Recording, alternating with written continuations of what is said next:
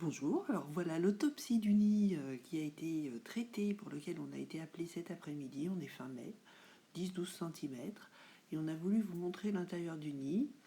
Alors là déjà l'enveloppe très fine, avec un trou caractéristique, et puis on voit bien un nid pas très gros, mais avec déjà au moins une quarantaine d'alvéoles.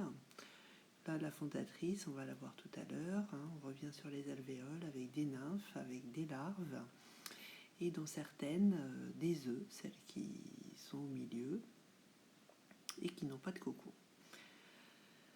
Alors ici, on a enlevé toute la première partie qui avait des cocons en surface pour mieux regarder ce qui se passe à l'intérieur, et on voit bien toutes les larves, certaines qui avaient des cocons au-dessus de leur tête, mais la plupart au milieu qui contiennent des œufs qui sont tout frais, qui sont vraisemblablement du jour ou de la veille, et on voit bien les larves à différents stades de développement, dont certaines proches de devenir des nymphes. Là on voit bien le réflexe de manger, le réflexe des mandibules, la béquée.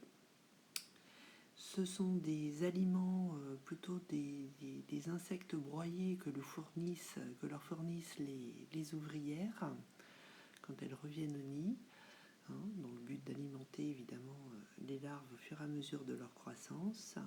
Mais ce qui est intéressant, c'est vraiment de constater qu'on a tous les stades de développement du frelon à portée de vue.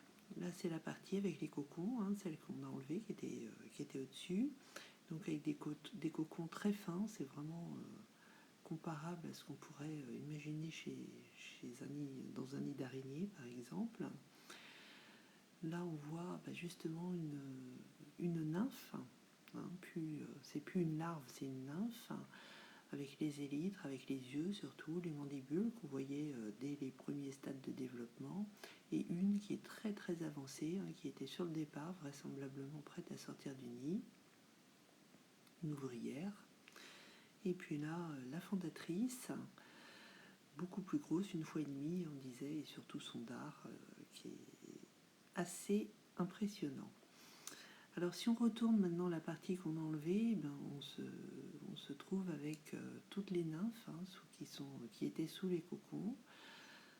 Donc une petite dizaine là, de cocons, donc de nymphes qui étaient quasi prêtes à décoller. Et si on s'amuse, façon de parler, si on s'amuse à les sortir les unes après les autres pour regarder où elles en étaient du stade de développement, on s'aperçoit que les stades sont différents.